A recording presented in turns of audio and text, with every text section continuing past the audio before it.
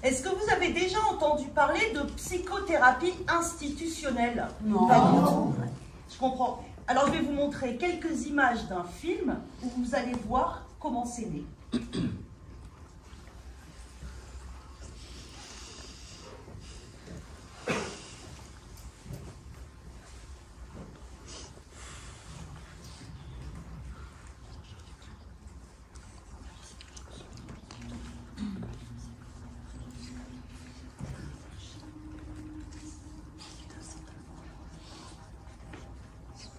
C'est né à Saint-Alban, en Lozère.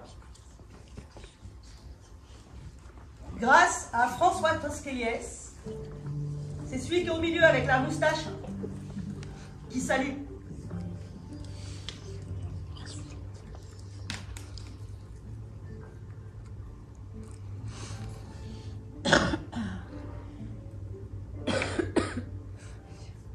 C'est drôle, ils sont tous en costume. Il n'y en a pas un seul en blouse blanche. C'est vrai.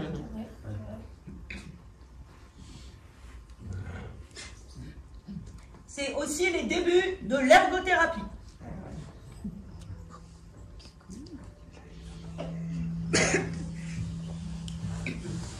C'est Claude Gass, oui, avec sa pub.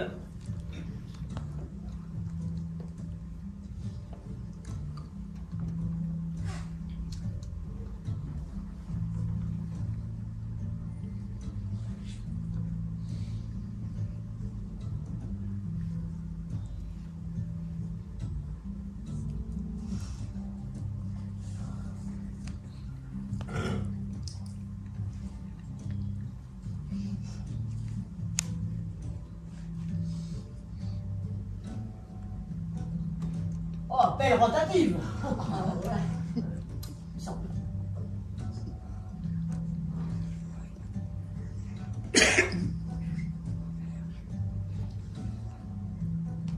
Ah, bah c'est une rotative de pro en fait. Oui. Ouais.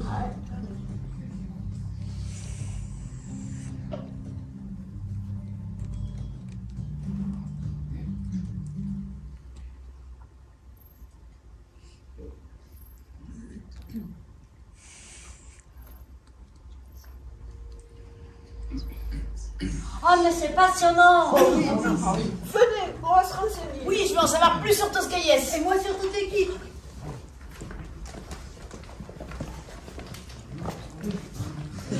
Quelque temps après. Portrait croisé. Croisé. Croisé. Eh les copains, écoutez ce qu'on a trouvé en faisant des recherches. Vas-y Fabien.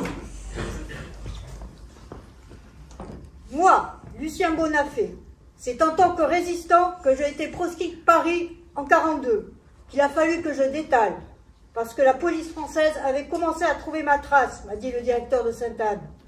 Bon, ça va, j'ai compris, faut détaler, on va encore continuer à brouiller les pistes. Et c'est comme ça que je suis partie à Saint-Alban. J'avais 29 ans, et j'en avais déjà vu des vertes et des pas mûres. Lucien Bonafé est un militant communiste, grande gueule, autoritaire, combatif, mais aussi proche du milieu du surréalisme. Il arrive à Saint-Alban en janvier 1943, dans l'hôpital que dirigeait déjà son grand-père. Il a passé ses vacances à l'hôpital psychiatrique, en dessinant avec des fous. Vous imaginez? C'est ça son enfance. L'enfance d'un psychiatre. Et je suis donc repartie à Saint-Alban. Et là, je tombe dans une structure d'accueil des proscrits, avec un grand accueillant de la proscription qui était Balvé, le docteur dont j'ai pris la suite. Balvé avait caché des juifs dans la maison.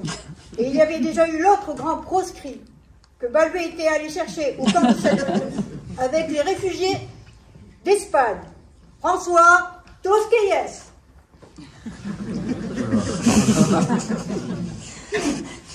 Je suis arrivé ici le 6 janvier 1940 venant du camp de concentration de cette Font. C'est où?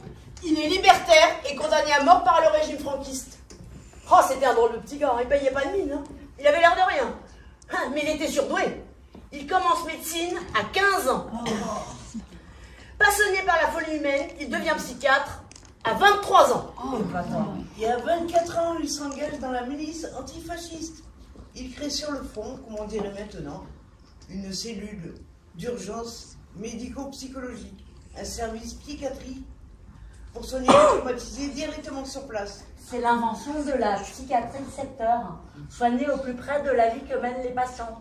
Et il commence par l'urgence, soigner les médecins. Pour que les médecins perdent la peur. Et vous savez qu'il a embauché comme personnel pour l'aider sur le front. Comme on lui a refusé des infirmières prises pour un combat plus noble, il s'est demandé qui je pourrais trouver qui a de l'écoute, pas froid aux yeux et de la chaleur à donner. Mais ça, c'est tout à fait le boulot des prostituées. Et il est parti sur le front avec comme infirmière psy des putains. Il est anarchiste, non. Libertaire. Et oui, libertaire. Et catalan, donc persécuté à la fois par le régime franquiste, mais aussi par les communistes staliniens. Donc, il décide de fuir de l'autre côté des Pyrénées, et il est arrêté et détenu comme 450 000 autres réfugiés espagnols au camp de Sainte-Font. C'est où? Dans le Tarn-et-Garonne. Ah bon? À moi.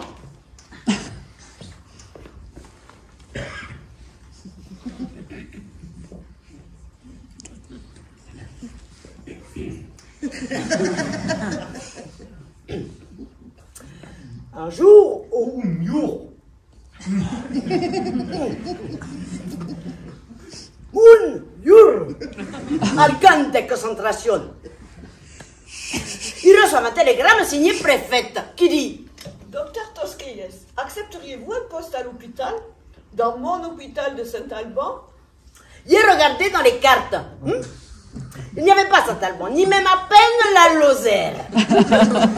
Alors, à cette invitation, comme ça, de l'inconnu, j'ai dit oui, oui. Pourtant, je crois que c'est un des lieux où j'ai fait une très bonne psychiatrie. Dans le camp de concentration. Dans la boue, comme ça, c'était très bien, quoi. C'était magnifique. C'était très comique aussi. Il y avait des peintres, des militants politiques, un guitariste aussi, hein, vous voyez, dans le camp, un guitariste, c'était formidable ça. Enfin, un truc comme ça, quoi. Ah non, il y avait aussi un infirmier psychiatrique. C'était très efficace, quoi, comprenez? Quelques jours auparavant, le directeur de cet unique hôpital psychiatrique de Lozère, le docteur Balvet, est allé voir en effet le préfet de Lozère pour lui demander de la main-d'œuvre. Le préfet lui avait alors proposé de prendre à Saint-Alban des ouvriers du camp de Sainte-Font. Des Espagnols à bon marché pour les petits travaux de l'hôpital. Balvet lui avait répondu: s'il y avait des psychiatres, on pourrait voir. Ce à quoi le préfet lui avait rétorqué: mais monsieur, vous avez raison. Au camp, il n'y a que des criminels, donc pas de psychiatre. Et pourtant, si il y en avait un de psychiatre, le docteur François Tosquelles. Mais son diplôme de psychiatre n'est pas reconnu en France. Alors il est engagé comme un simple infirmier adjoint. Il m'a dit, le docteur Balvet. Mais qu'allez-vous faire? Moi j'ai dit... Mais je sais pas. C'est la première fois que je vis près des vaches dans ma vie.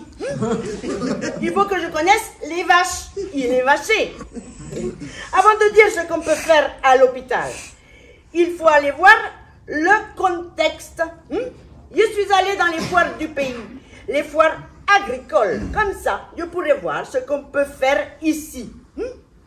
J'ai passé comme ça 20 jours en faisant les foires, avant de sortir dans le service, de sortir ma tête.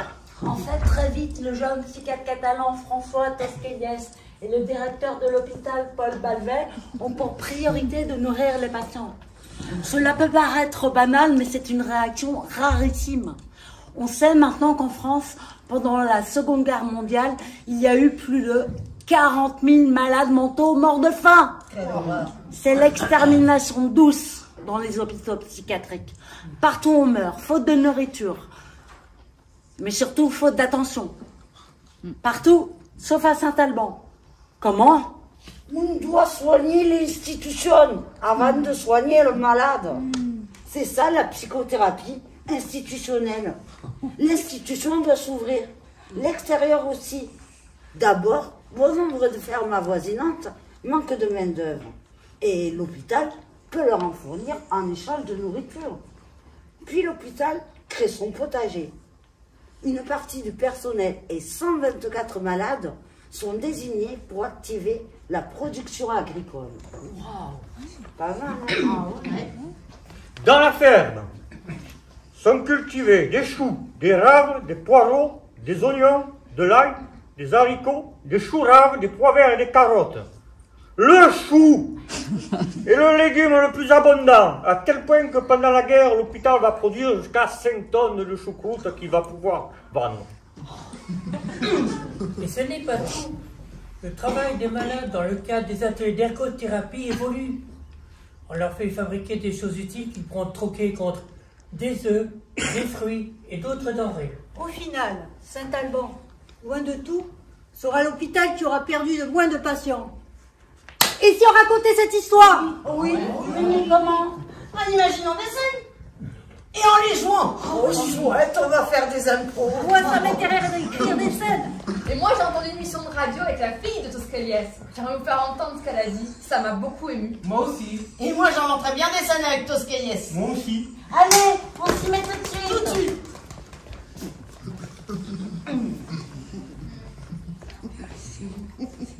Quelque temps après. Irène et Claude Gasque, infirmiers en pause à l'hôpital. Formidable cette projection. On a juste le temps de souffler un instant avant la réunion du club. Oh, quelle bonne idée qu'il a eu ce Toscaliès de donner une caméra aux patients. C'est évident, s'ils ont les mêmes moyens que nous, ils arrivent à tourner des images incroyables. Je suis impressionnée comme ils sont à l'aise, curieux, créatifs. Ils nous ont montré des choses qu'on n'avait jamais remarquées.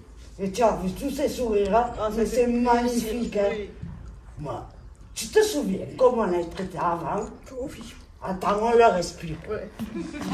Tout ce qu'on vous demande ici, c'est pas de crime, pas de grossesse, pas d'évasion. Et bonne sœur, je te jure. Aujourd'hui, j'ai vraiment l'impression de faire un travail différent. Mais oui. Toutes ces journées, ces soirées, à parler, à chanter, à écrire le journal, à faire des veillées, à vivre avec eux. Et oui, on peut les aider à avoir une vie, leur vie. Oh, mais je philosophe. Allez, c'est pas possible. Il faut filer à la réunion du club. J'ai une idée à proposer. Dis-moi quoi? Tu sais que ça me travaille cette injustice. Pourquoi nous, les infirmiers, on peut partir en vacances grâce au congé payé et pas les malades? Il suffirait d'avoir un bus.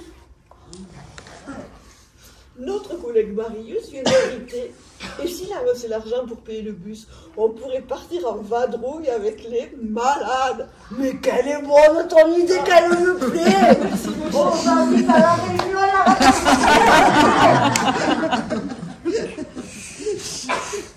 En fait, Marius, il n'avait pas hérité de grand-chose. Alors on n'avait pas les sous, hein. Il nous fallait 10 millions de francs. On les avait pas, hein. On avait la banque, d'accord. Mais l'association, elle n'avait pas 10 briques à foutre dans un bus. Le docteur nous a dit, faites un emprunt aux malades. Un emprunt aux malades? Si, mais faites un emprunt aux malades. Et ça a fait son chemin au cours des réunions du club. Alors on a dit, on le veut le bus. Alors, est-ce qu'il y aurait quelques pensionnaires prêts à prêter un peu d'argent? Car ils étaient payés en ergothérapie. Il y avait le pécule traditionnel de l'administration, mais nous, on avait mis en place un salaire de l'ergothérapie. Tu travailles, tu es payé. Et c'est cet argent qui circulait, vous voyez. Et finalement, on a fait un emprunt aux malades. On a eu le bus grâce aux malades. On l'a appelé l'abeille du Gévaudan. Monsieur de chauffeur, les stafettes est là. Les stafettes est là. On y va.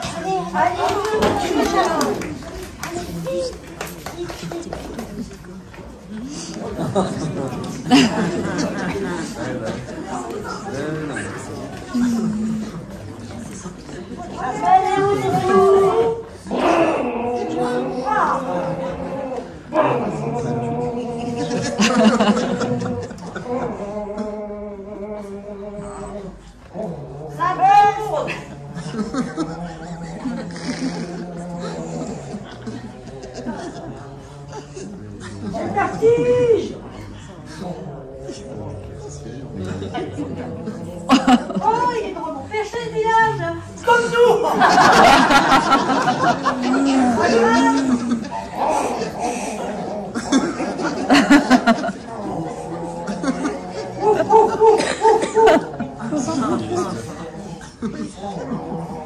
Chouette, ça se découvre.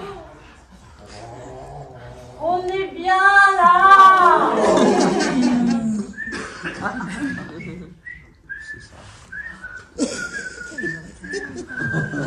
Ah, mais c'est dommage, vous autres d'échapper. Ah la vache! Arrête de taper, Gertrude.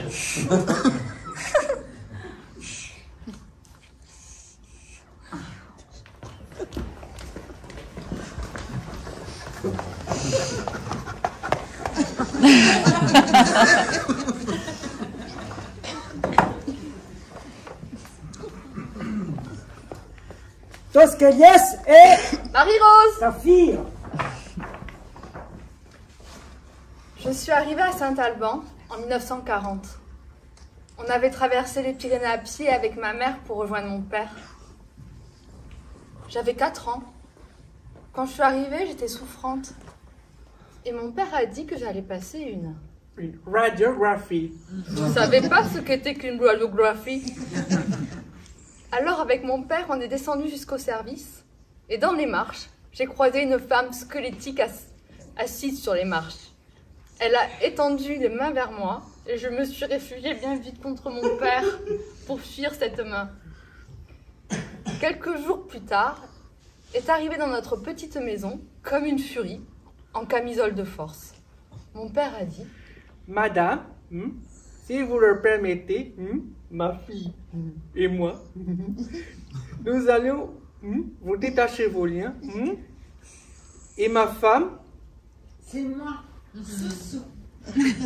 vous indiquera les activités à faire à la maison. Alors, avec mon père, on a déficelé la camisole de force.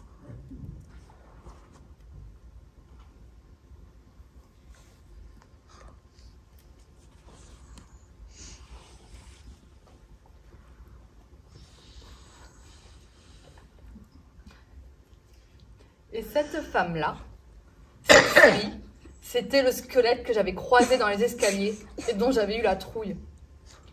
Elle arrivait tous les matins en camisole de force, accompagnée par 2 infirmières, car elle entendait des voix. Et elle se rebellait contre ces voix qui l'insultaient. Et elle répondait pareil. Puis, petit à petit, elle est arrivée sans camisole, puis sans infirmière. Je peux dire qu'elle a fait partie de nos vies pendant plus de 18 ans, jusqu'à son décès. C'était Christine, et quand on lui demandait comment elle s'appelait, elle répondait « Christine la désolée ». C'est comme ça que j'ai compris qu'une personne pouvait être délirante, elle n'en était pas moins humaine. Et je lui dois beaucoup.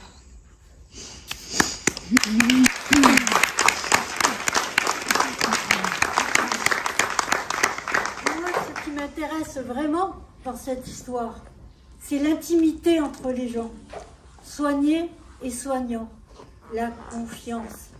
Même avec leurs propres enfants. Il y a des jeunes et des vieux ensemble. Ils avaient l'air heureux. Quelle belle utopie. Où est passé tout ça? Mais où est passé ce doux rêve? Maintenant, on est à l'ère financière et tout ce qu'on demande aux hôpitaux, c'est d'être rentable. Le vivre ensemble, c'est pas la priorité. Alors qu'ici, on y voit une grande convivialité. C'est quasi comme en famille. On peut y voir de l'épanouissement. On y voit des sourires. Écoutez ce que je viens de trouver. La psychiatrie, je l'appelle la décognaterie. Tu peux déconner à ton aise. Déconne, mon petit. On dit que c'est de l'association. Et moi, qu'est-ce que je fais quand il déconne? Je déconne à mon tour.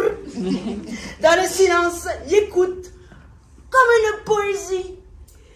Les intonations, le rythme, la musique, plus que les mots eux-mêmes. Et de temps en temps, je lui sors une petite interprétation, comme on dit. Première entrevue entre Tosqueliès et un patient. Entrez. Bonjour. Je me présente et je suis le docteur Tosqueliès. Et vous, c'est François, c'est ça? Français en catalan, comme moi. Je vous en prie, asseyez-vous. Je vous en prie, asseyez-vous sur la chaise. Sur la chaise. Sur la chaise. Et maintenant, que vous arrive-t-il? La haute autorité qui me surveille m'interdit toute communication avec l'extérieur. Ah, mais il la connaît bien, cette autorité. Pas commode, hein. Mais il réussit à les neutraliser. Il a désactivé tous les micros. Tenez là-bas, un micro. Tchac, tchac, tchac, tchac. Tous les micros. Là-bas, un autre micro. Tchac, tchac, tchac, tchac. Tous les micros. Vous pouvez me faire confiance. Racontez-moi tout. Ils ont pris le contrôle du monde. Seuls les animaux seront épargnés. Ah, mais vous avez raison. Il faut se rapprocher des animaux. Ça ne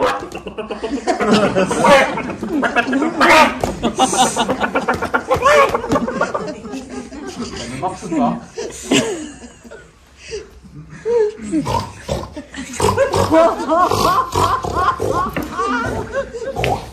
Ça ne marche pas non plus.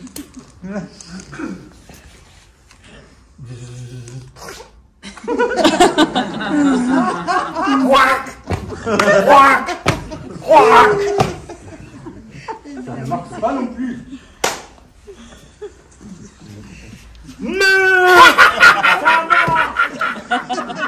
Heureusement, nous avons des vaches à Saint-Alban. Et les vaches à Saint-Alban savent garder les secrets. Ils ont des espions partout, ils nous surveillent. Ils sont invincibles. Ah, mais j'y connais leur point faible. La haute autorité est allergique aux choux. Savez-vous planter les choux? Savez-vous planter les choux à la mode, à la mode? Savez-vous planter les choux à la mode de chez nous? Magnifique, vous avez le voix de maestro. Je dirige une petite chorale, je vous engage.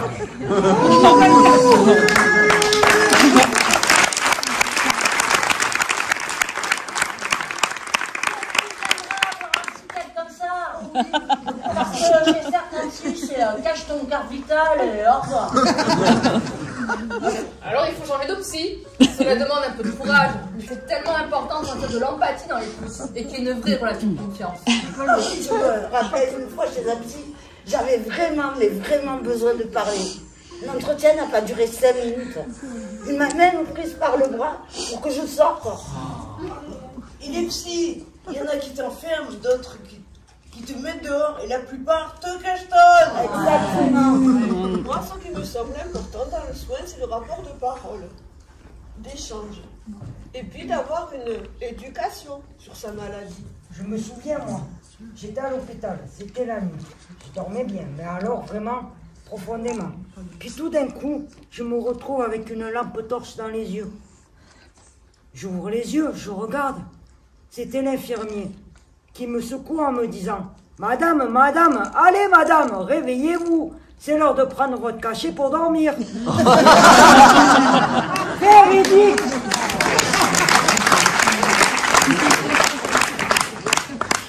Ça me rappelle une autre histoire. J'étais avec un infirmier psy à l'hôpital aussi, et il me dit, mais on va dans le mur. Il y a bien eu des ouvertures avec Saint-Alban, la Borde, bien sûr, et très vite ça s'est refermé. Il n'y a plus d'autre choix que la camisole chimique ou l'enfermement. Il n'y a plus de rapport thérapeutique. Mais c'est quoi au juste le rapport thérapeutique?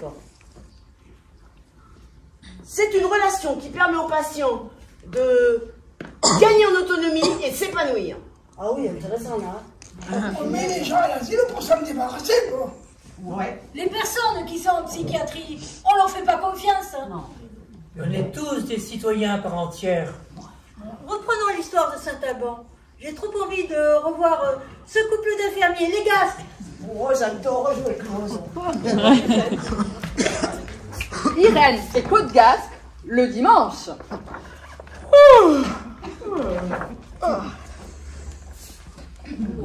Irène, Oui, où mon tu Claude. es? Ah, t'es là, ma chérie. Oui. Oui, je reviens de l'hôpital. J'étais persuadée d'avoir oublié ma pipe hier soir à la veillée. J'arrive à côté de la cheminée, pas de pipe. C'est bien de toi ça, mon Claude. Regarde. Je regarde. Elle est là, ta pipe. Ah, merci que je t'aime. Bon, j'ai croisé Marguerite sur le chemin et je l'ai invitée à dîner. Oh. Ben oui. Et tu sais que ça va pas fort. Hein. Elle a 80 ans, dans sa tête, elle se croit qu'elle en a 18. Et elle s'est mise en tête de se marier. Et oui, je sais. Mais comment tu le sais? À l'atelier broderie, elle passe des heures à confectionner au crochet sa robe de mariée. C'est impressionnant. Mais elle est magnifique, hein, sa robe. Elle est magnifique, elle peut l'être. Mais il y a un problème. Elle n'a pas trouvé de mari. Mais c'est pas ça son problème. Ce qui m'inquiète, moi, c'est qu'elle maigrit à vue d'œil. Et puis, elle s'isole. Ou que t'as raison. Et comme Tosqueliès, il le dit toujours, l'isolement est à l'origine de la maladie et au cœur de notre démarche thérapeutique. D'ailleurs, je l'ai vu, Tosqueliès, et je lui ai parlé de Marguerite. Il m'a dit qu'il la verrait dès le matin. J'espère qu'il va pouvoir la requinquer avec de bonnes blagues ou une pirouette comme lui seul sait le faire. Ben c'est pour la requinquer que je l'ai invitée à dîner. T'as vu comme moi aussi, je le suis intelligent. Qu'est-ce que tu vas nous préparer de bon? J'ai du potiron. Oh non, encore, hein. Mais si, un bon soufflé au potiron. Ouais, ça ira, hein. Du jambon à l'ail. Oh, ça me plaît. Du pain et du fromage. Oh, ça me va. Et je peux même lui confectionner une gâteau marron que tu m'en diras des nouvelles. Oh, mais c'est qu'avec un repas pareil, elle va se croire que c'est son propre repas de noces. Ouais, écoute-moi, ma chérie, on va pas la contrarier. On va plutôt essayer d'en rire ensemble. D'accord? Hein? On va rigoler. On va rigoler. C'est facile pour toi d'inviter. Après, c'est moi qui cuisine. Mais si tu veux, je t'aide. Tu m'aides, mon chéri? Bah, si tu veux. Tu peux m'aider à pouler le potiron. Tu veux que je te pèle ton potiron? Va me chercher à la cave. Et ramène-moi des œufs du poulailler, je vais commencer le gâteau. J'y cours, mon amour. Merci, mon chéri. La lettre de Marguerite. Je suis morte 122 fois. J'ai été 11 fois écrasée. Je me suis mariée 7 fois. Maintenant, j'entends quelqu'un qui me parle moralement dans mon plexus solaire. J'ai tous les os brisés, le cœur réparti. Je crois que je n'ai même plus de plexus solaire. On l'a transposé. On a été obligé de me couper un morceau de mon bras et on me l'a remis. Je demande du chocolat au lait le matin pour mon petit déjeuner. On me donne une soupe à l'eau le matin, le midi, le soir. Croyez-vous qu'il soit possible d'avoir une bonne santé?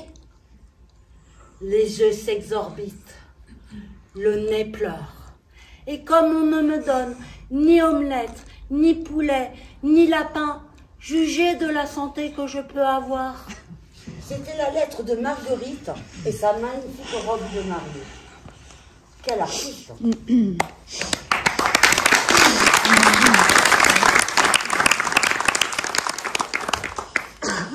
Tosqueliès est forestier, le précurseur de l'art brut. Intéressante la réunion ce matin, hein? Un peu longue peut-être, tu sais, on s'en parle, ça va loin. Oh, tu le connais? Non, je ne le connais pas. Il ramasse des miettes de n'importe quoi. Et il a son petit coin là, il est tranquille, tu vois. Il ramasse ses histoires et il sculpte. Il articule ses fragments. Oui, je vois ce que tu veux dire. Il se réhabille avec le monde. Ouais, c'est juste, oui. Bon, François, j'ai faim, moi. Oh, je vais au répertoire. D'accord, Bonafé, je te rejoins.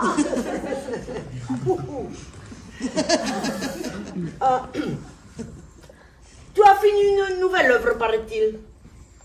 Mais qu'est-ce que c'est? C'est un bateau. Oui.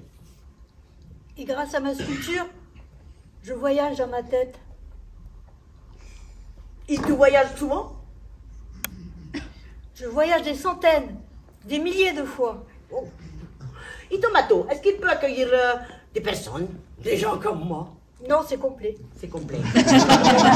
En fait, mon bateau, tous les passagers qui l'accueillent, c'est moi. C'est mes différentes personnalités. Et il y en a beaucoup. Ah, je comprends. Tous les passagers de ce bateau, en fait, c'est toi. Et tu peux les réunir tous dans ce bateau. Ben oui. Il n'y a que comme ça que j'y arrive. Il me faut un grand bateau. Tout, ça vient que je prends toute la place, moi. Ah oui. C'est vrai, ton bateau, il est magnifique, mais aussi, bon, il est grand. Enfin, on va dire, relativement grand. Hein, ça, on peut dire ça. Voilà. Mais bon, c'est tellement beau, oui. D'ailleurs, je me suis permis une petite, comment dites-vous en français, coquetterie peut-être. Regarde, j'ai fait un petit portrait de moi, comme ça, un autoportrait avant l'heure, on va dire. Hein, tu vois. C'est un peu anachronique. Oh, je parle bien français, moi, ce soir. Je sais pas ce que j'ai. Oh là là là là. Enfin, en tout cas, oui. Ton bateau, il est magnifique. Voilà. Et, ton bateau, tu es le plus grand des bateaux. Et tu nous guides sur les flots. Vers ce qu'il y a de plus beau.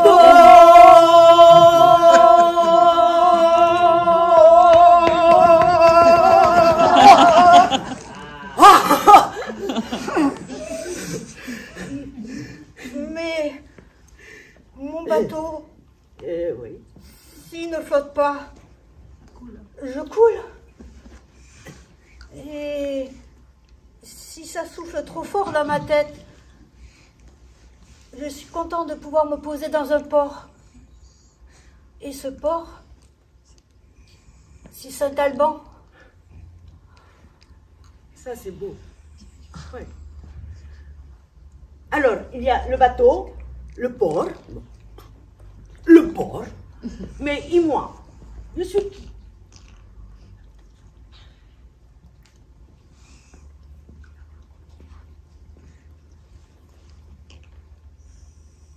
Toi,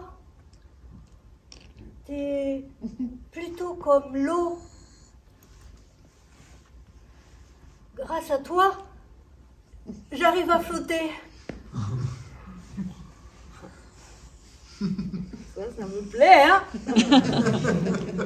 En fait, ce bateau, il existe concrètement dans tes mains là, mais aussi dans ta tête, hein? Bon, allez, toi, ton plateau, tes personnalités multiples, et moi, on va les manger maintenant au réfectoire. Qu'est-ce qui se passe? On va les manger au restaurant du port. Et justement, pas de poisson au menu, mais du calamar. Oh, non, du canard. Ok, Doc, coin, coin. C'est drôle, toi. Hein? Coin, coin, coin.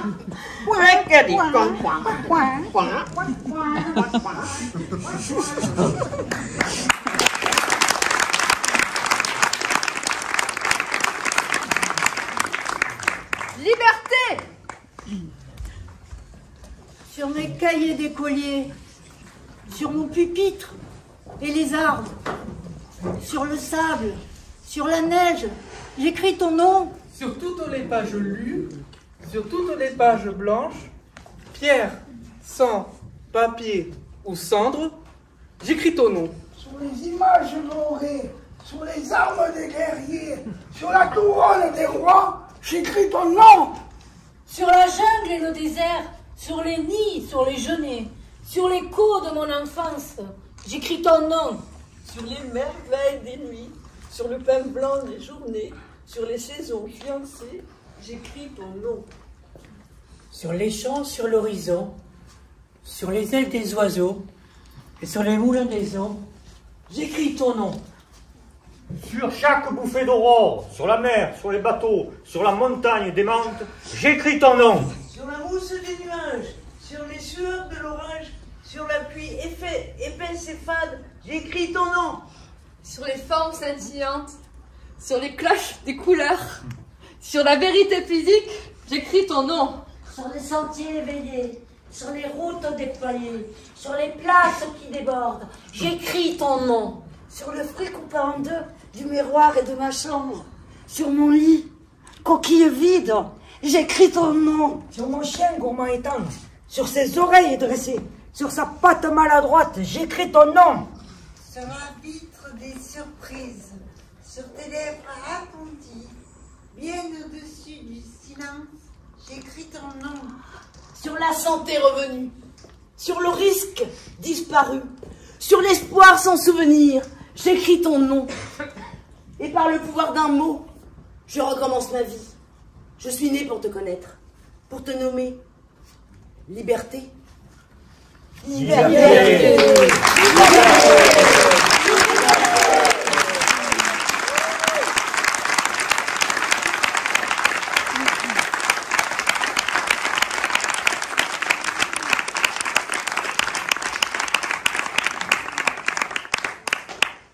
Paul Éluard a écrit ce poème en 1941. Diffusé en France puis à Londres, il est parachuté à des milliers d'exemplaires par la Royal Air Force lors de ses passages au-dessus du territoire français. Cela devient le poème de la résistance. Paul Éluard doit se cacher plus que jamais. Il est en fuite. Il a 47 ans. Il arrive à Saint-Alban en novembre 1943 avec sa femme Nuche et sa fille Cécile. Ils y resteront jusqu'en février 1944. Le poète se cache. Le poète a toujours froid. Sa femme Nuche porte souvent le matin ses vêtements pour les lui réchauffer. Paul Éluard et sa femme Nuche. Paul Éluard venait souvent au service et à la salle commune.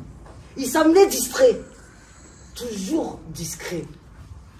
Il avait l'air à la fois très distingué et très peuple, très jeune, très vieux, très enthousiaste et très calme.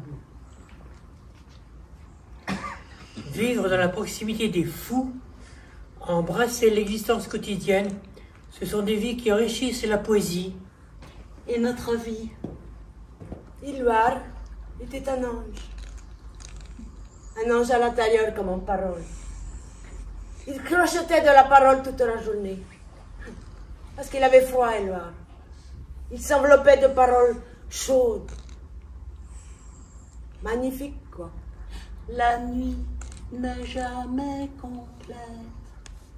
Il y a toujours, puisque je le dis, puisque je l'affirme, au bout du chagrin, une fenêtre ouverte, une fenêtre éclairée. Il y a toujours un rêve qui veille, désir à combler, faim à satisfaire, un cœur généreux, une main tendue, une main ouverte, des yeux attentifs, une vie, la vie à se partager, une vie, la vie à se partager. Il faut créer des lieux collectifs et des lieux d'échange.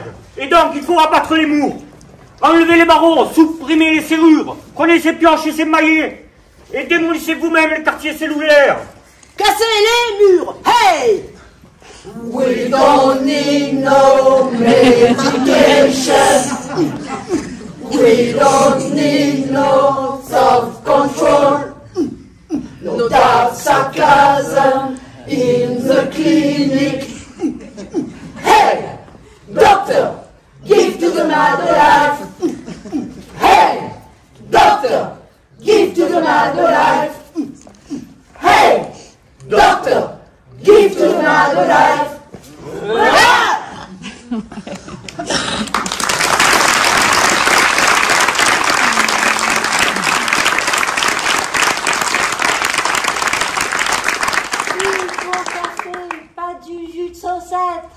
Égalité des cigarettes pour les femmes. Ah bah, les médicaments.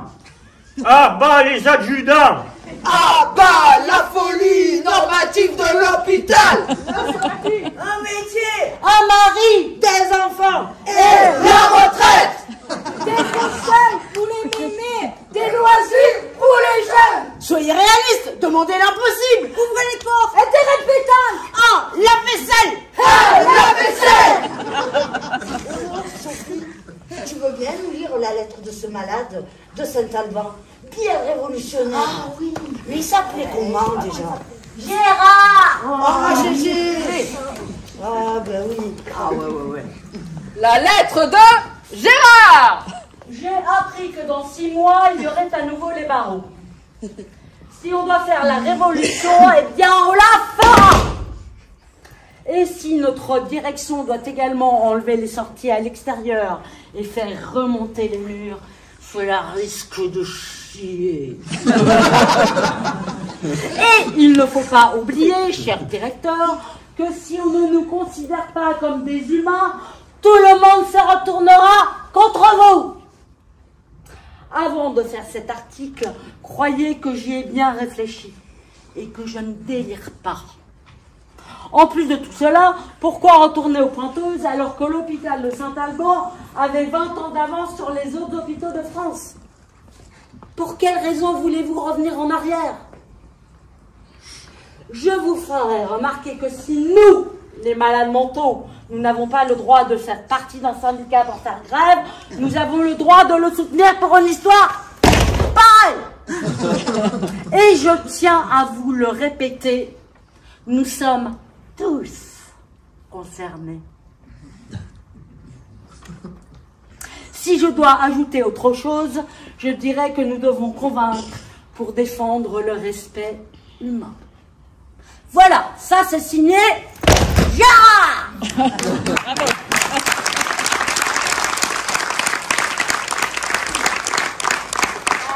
On sent bien les années 70, hein.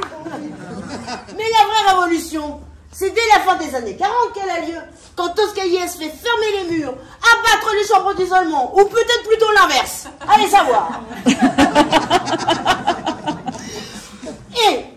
malades puissent faire des choses avec les soignants. Ensemble. Bien sûr, très vite, il y a eu de l'ergothérapie, mais aussi un club, des veillées, un journal, et très vite, du théâtre. Mais Saint-Alban, c'était il y a 50 ans. Et quand Tosquelles dit qu'il faut abattre les murs et supprimer les chambres d'isolement, supprimer les serrures,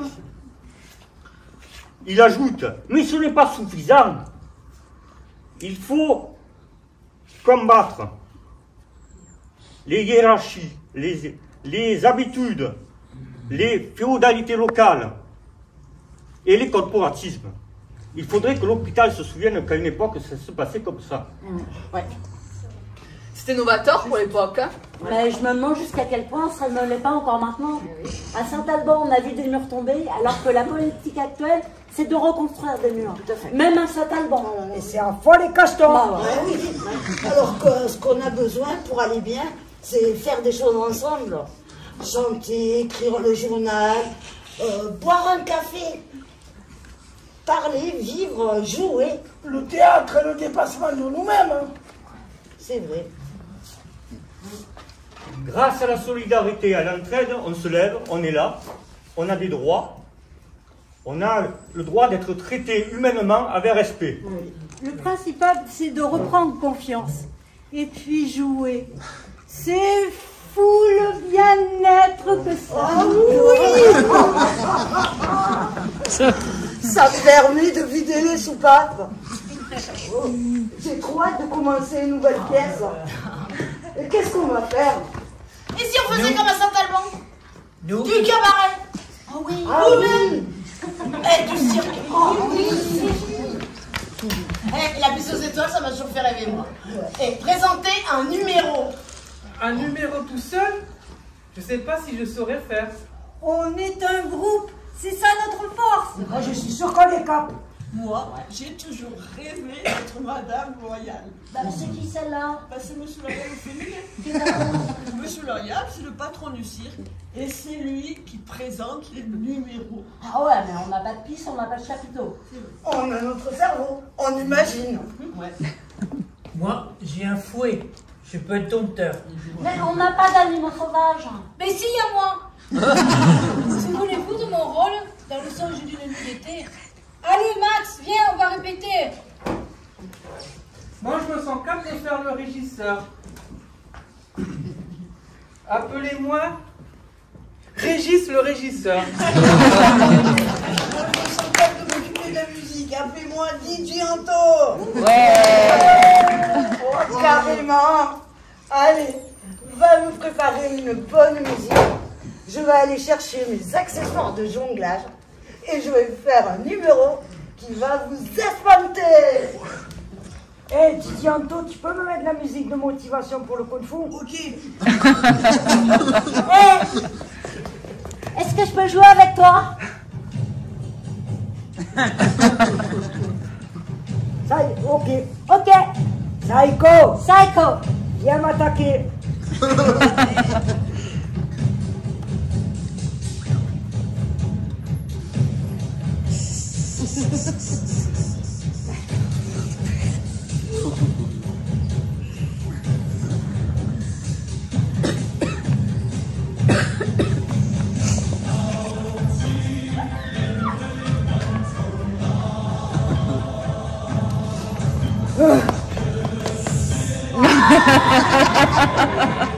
Même pas mal. C'est sûr, je suis sûr. Tu me suis? Oui. Hachi! Hachi! Hachi! Hachi! Hacha! Hacha! Hacha! Hacha! Hacha! Hacha!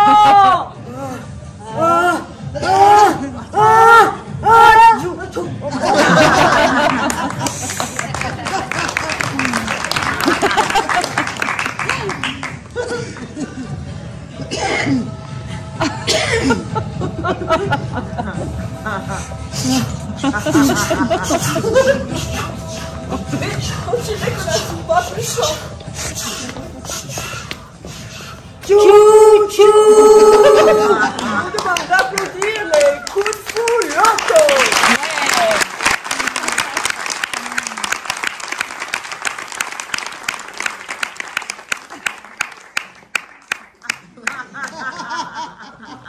Mesdames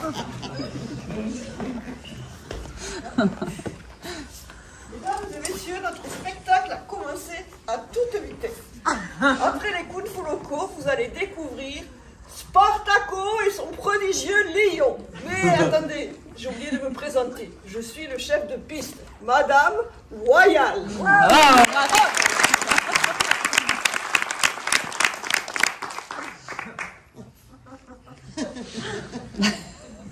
Admirez ce fouet et apprenez son nom.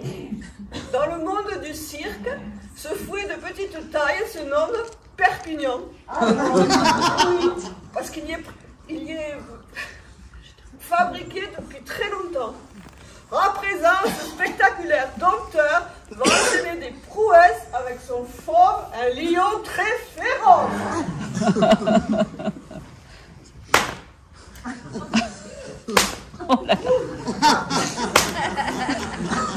Admirez sa crinière. Regardez ses griffes.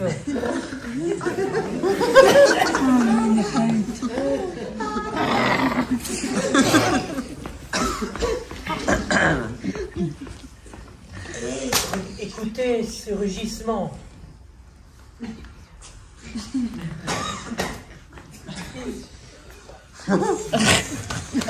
Les yeux! Moi, regardez bien les yeux de Clarence, car c'est son nom. Et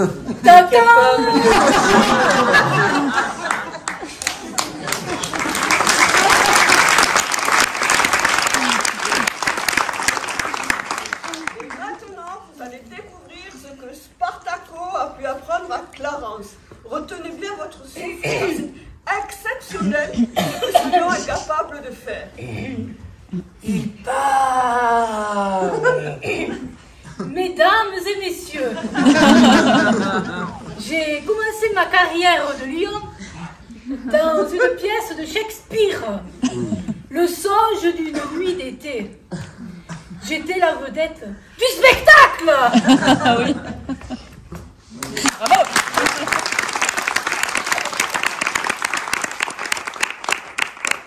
Et maintenant, quelque chose d'exceptionnel, car cet animal sauvage a plus d'un tour dans son sac.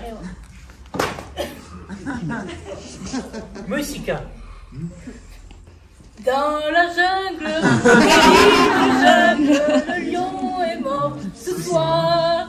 Et les hommes tranquilles s'endorment, le lion est mort ce soir. Ah oui, ah oui, Mbaoué. Ah oui, ah oui, Mbaoué.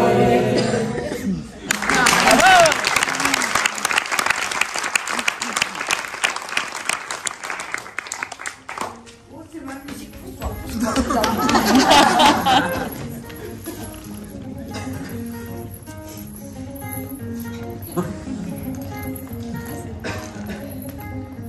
Je fais bien.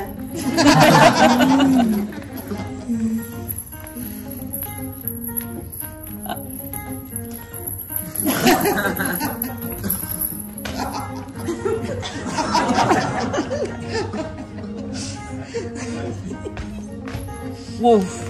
Oh là là.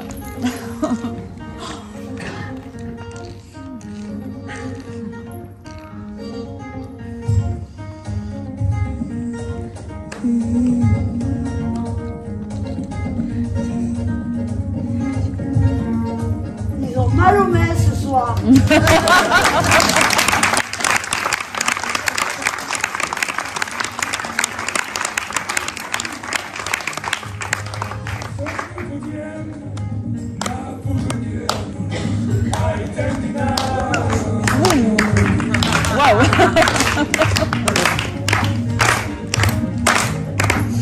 Ouais.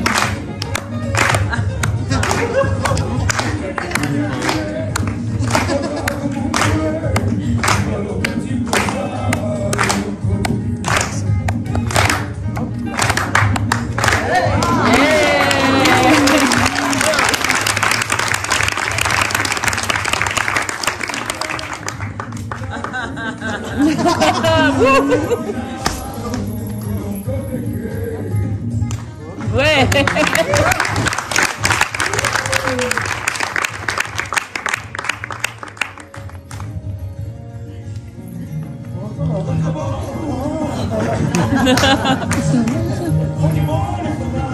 C'était notre belle Esmeralda.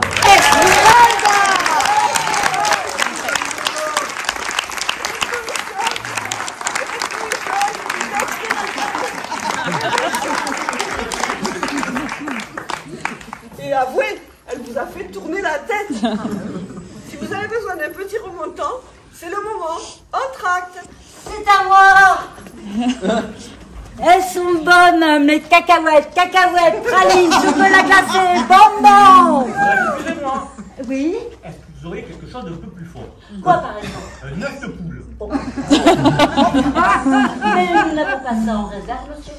Par contre, j'ai quelque chose d'exceptionnel pour vous. Savez-vous que maintenant la mode, c'est les insectes? Insectes baveux. Insectes rampants. Insectes volants. Non, délicieusement cuisinés à l'huile d'olive. Déshydratés, lyophilisés, en poudre, cramés. Oh non, mais bien cuits. Cuits à volonté. Frits, ça croustille sous la dent. C'est bon, c'est trop bon. Ah, je vous recommande d'essayer. Allez. C'est bon. Ils sont bonnes, mes sauterelles, mes scorpions, mes scolopendres et mes bonbons. Ouais.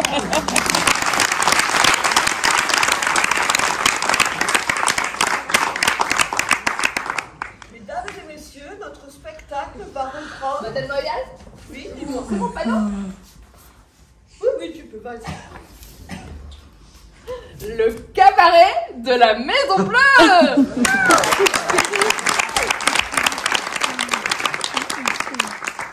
cabaret de la Maison Bleue reprend avec notre Hercule, Monsieur Biscotto.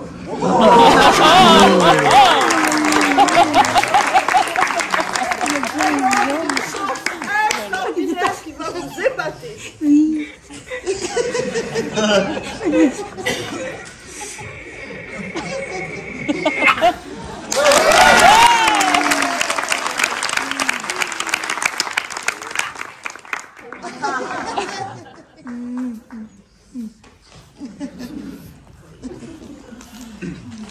Mais que prend-il à la main? C'est une tige de fer. Impossible à tordre pour le commun des mortels. N'est-ce pas, monsieur Biscotto? Quelqu'un veut essayer? Moi. Alors? Impossible! Mais monsieur Biscotto n'est pas le commun des mortels. Regardez ce qu'il arrive à faire.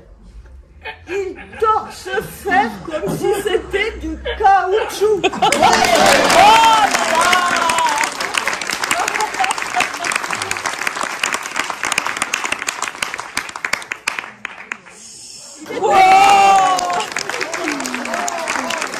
Incroyable. Bravo.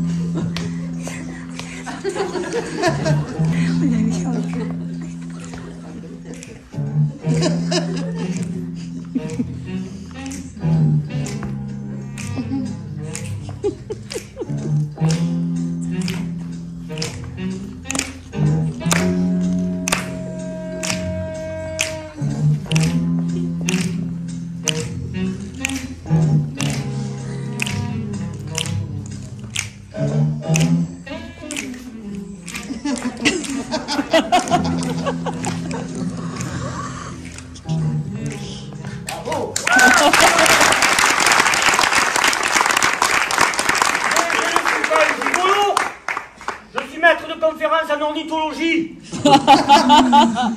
Je suis un passionné des oiseaux, un fanatique des volatiles. Et d'ailleurs, je vais vous en faire quelques-uns.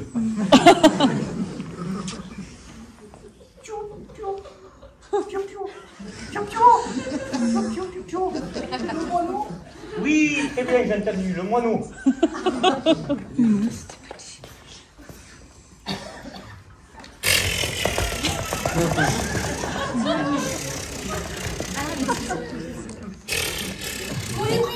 Le colibri, c'est ça.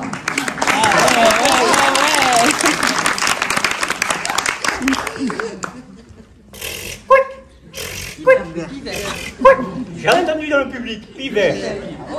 Bravo. Il y a aussi le ménate. Il y a aussi le ménate. Il y a aussi le ménate. Tais-toi, Coco!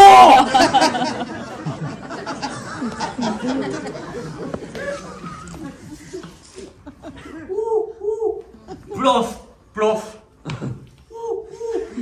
Plof, plof. Le hibou démarré. Plof, plof.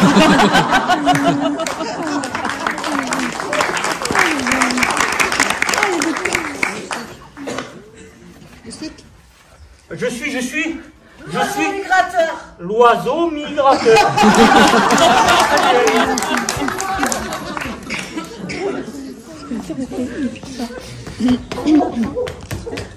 L'autruche.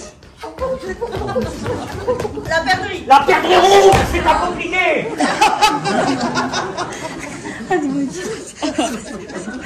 Et enfin, le recordman du monde, celui qui vole sur sa proie à 350 km/h.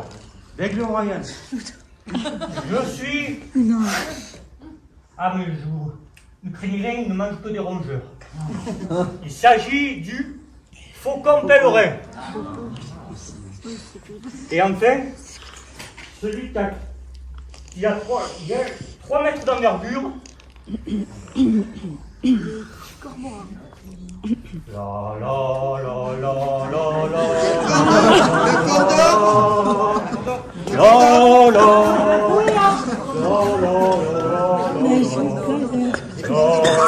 El condor passa.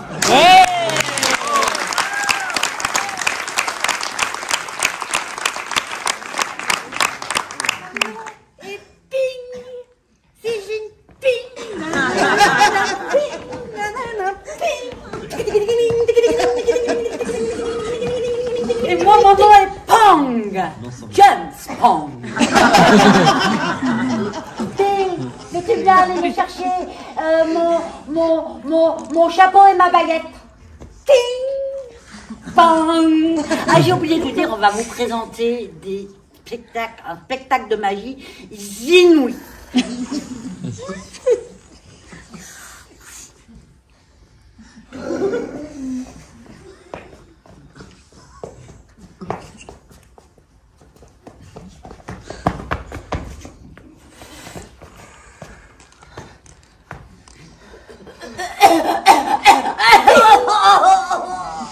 Ping pong!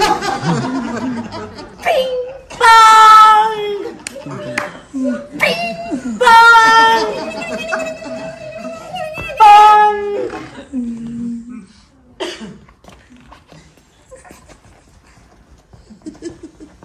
Mais il est où mon chapeau? Ping pong! Fais chercher mon chapeau.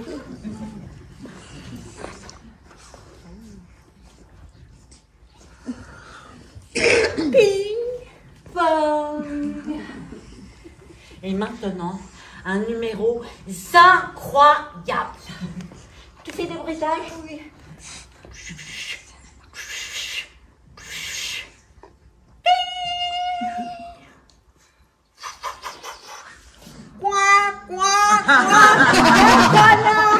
Mais non, c'est une colombe. Canard colombe.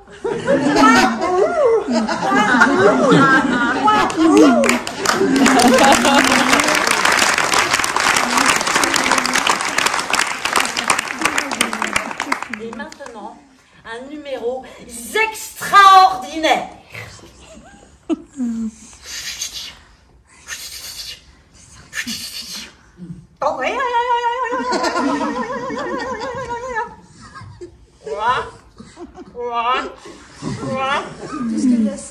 Une grenouille. Mais non, c'est un crapaud. Oh, viens là, m'embrasser, mon petit. Mais je lui fais pas de mal. Mais Pink, mon crapaud, il est tout écrasé. Pas écraser ton crapaud, je vais pousser un peu. Non, on va saluer quand même.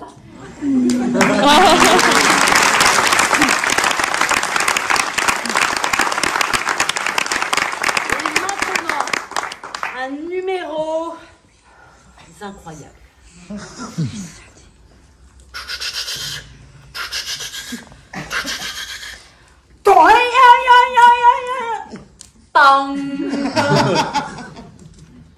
Il n'y a plus rien dans le chapeau. Une puce. Oh. Elle a pris la tangente. Oh bah, bon. Nous allons finir par un numéro inédit. Nous ne le ratons jamais. Nous allons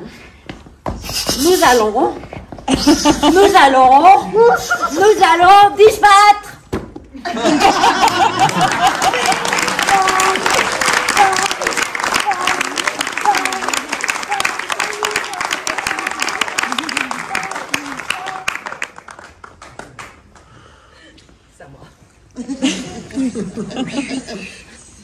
J'ai trouvé ce costume et je le trouve digne du cadre nord de Saumur. Et je vais faire un numéro de haute école avec mon cheval. Je me présente. Je suis Balthazar. Et mon cheval s'appelle Bijou. C'est un magnifique pur sang arabe. À la robe alezane extraordinairement splendide. Le voilà. Bijou, viens mon Bijou, viens.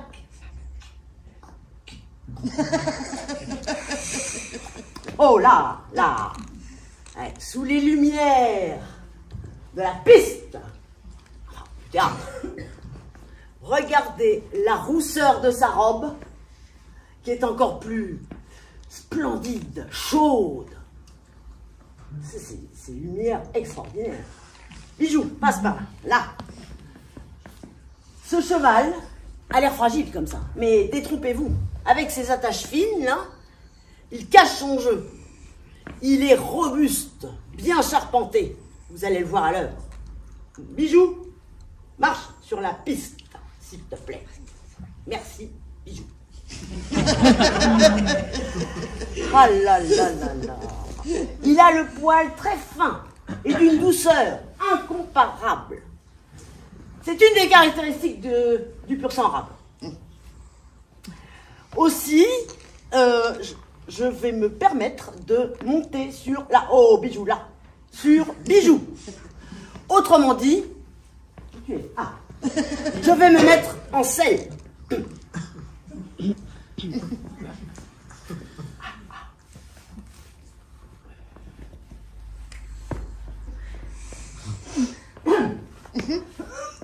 Bijou, tu vois bien que je suis en difficulté. Tu veux bien te baisser un peu, merci, voilà. Une intelligence remarquable.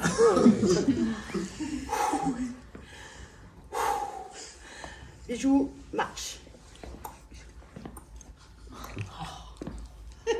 Oh. Je vous assure, vu d'en haut, le monde est plus beau. Et vous allez pouvoir admirer ses qualités physiques avec le piafé. C'est une figure des plus complexes en art équestre, le piafé. Vous allez voir, comme Bijou sait bien faire le piafé. Il va monter ses membres le plus haut possible, en trottant sur place. C'est la difficulté. Bijou.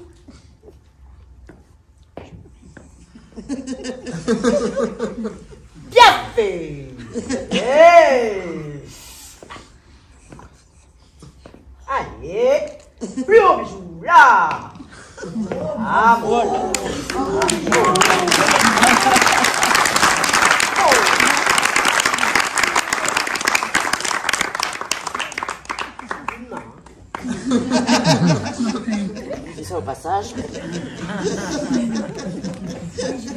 Et j'enchaîne avec donc, comme vous avez pu le remarquer, là, le travail au galop.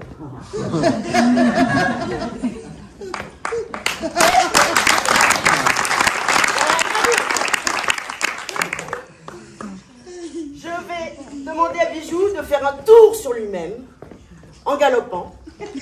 Il va galoper autour de ses hanches. On appelle ça une pirouette. Personne ne dise cacahuète. Ça va déconcentrer. Un petit appuyé au passage. Hein. Ah ouais. Bijou. Pirouette.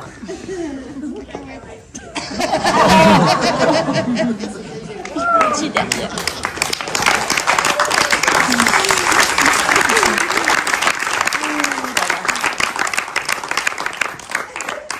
Oh, là, on va au pas, tranquille. Je sens cheval essoufflé. De l'écume s'est formé sur l'encolure, vous voyez? Les veines sont plus saillantes. Le cœur va plus vite. Mais il récupère très très vite. C'est le roi du désert. Bijou a une faculté de récupérer vite parce qu'il excelle dans les courses d'endurance. Oh là! Imaginez-le dans le désert. C'est la tombée du soir. Il galope. Avec cette allure constante, malgré les heures qui passent. Il va vers l'ouest. Il galope entre les dunes. Le sirocco dans les oreilles.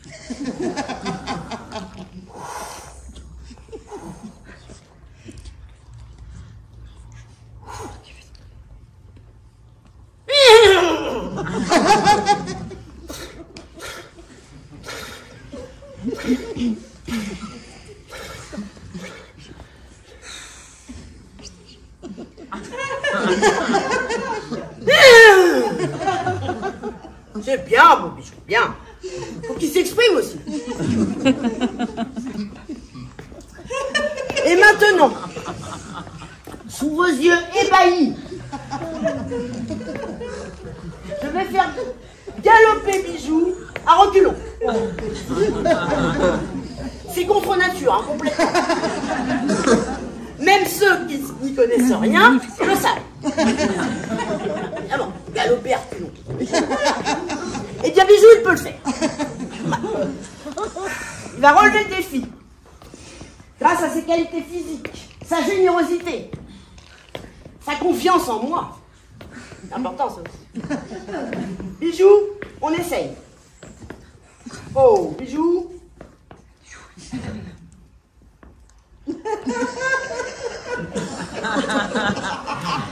Alors, allez.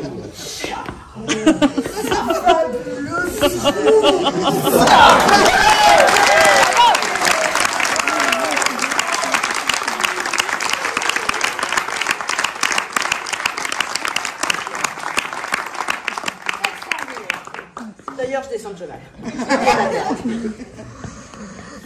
Oh. Ouais, sauf qu'à la descente, c'est pas beaucoup plus facile qu'à la montée. Bijou, s'il te plaît. Merci. Voilà. Ah, faut prendre tout, ce cheval. Merci, Bijou. Il est d'une intelligence remarquable. Et il est généreux, il a un cœur énorme. Enfin, il est extraordinaire. Et maintenant, à l'écurie Bijou, sous vos applaudissements, s'il vous plaît.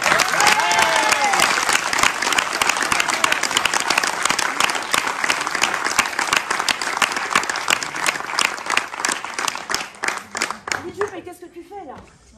Manifestement, il ne veut pas sortir. Ah! J'oubliais. Il a un petit défaut. Il est cabotin. Bijou. Salue ton public, s'il te plaît. Il attendait que ça, en fait. Allez, bisous.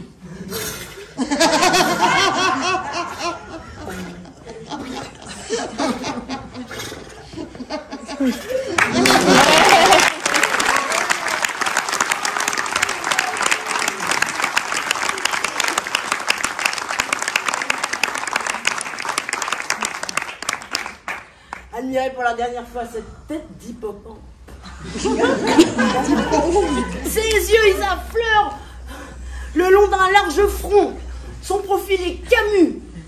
Ses lèvres sont étroites, fines, et ses naseaux très dilatés. Un hippocampe. Allez, bisous.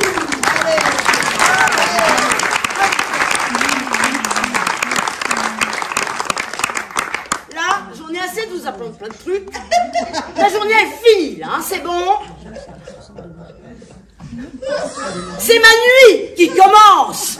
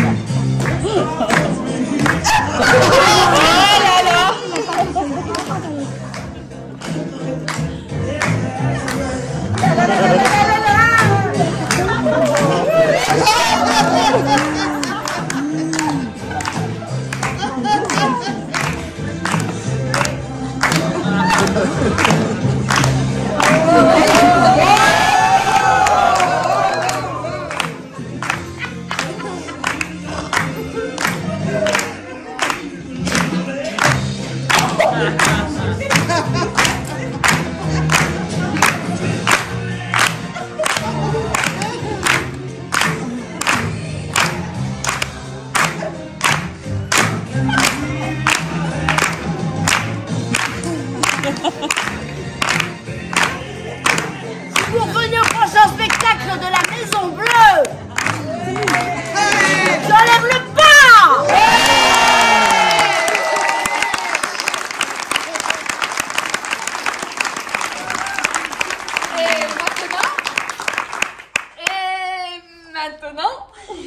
Et maintenant, Au revoir.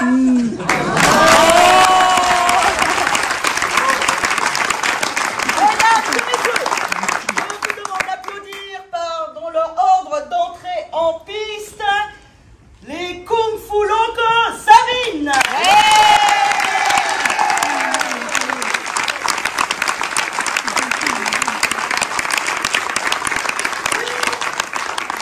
Redoutable Laurent Fouet, Spartaco Max.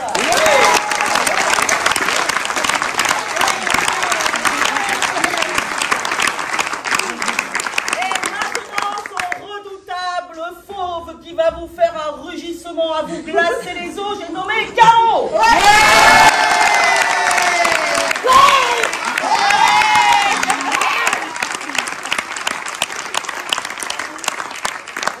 merveilleuse jongleuse qui vous a fait tourner la tête, Esmeralda.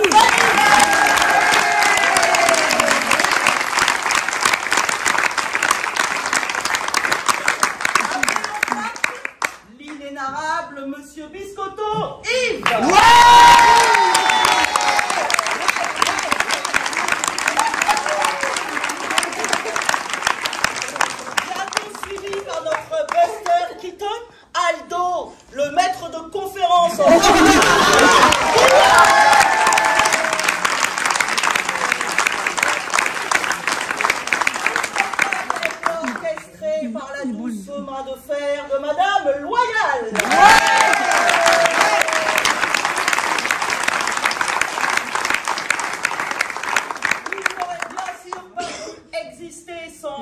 l'équipe technique, Régis le régisseur, Jean-Luc.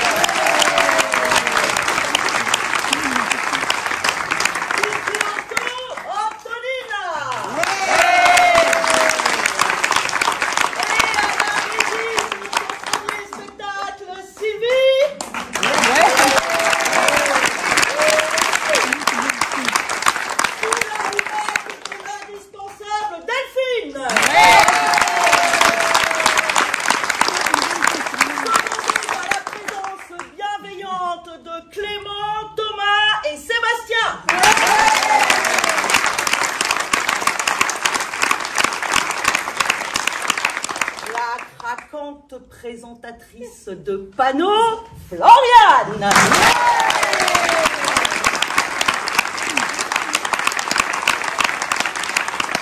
Et notre part de rêve à nous, notre Ava Gardner, Soussou, Babette.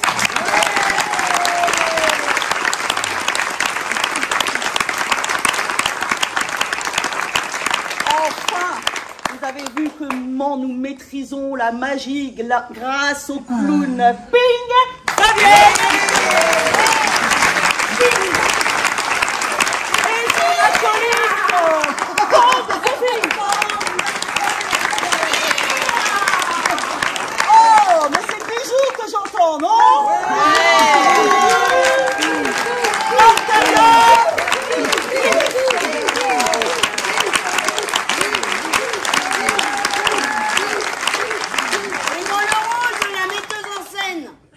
Notre chère Emma Battesti.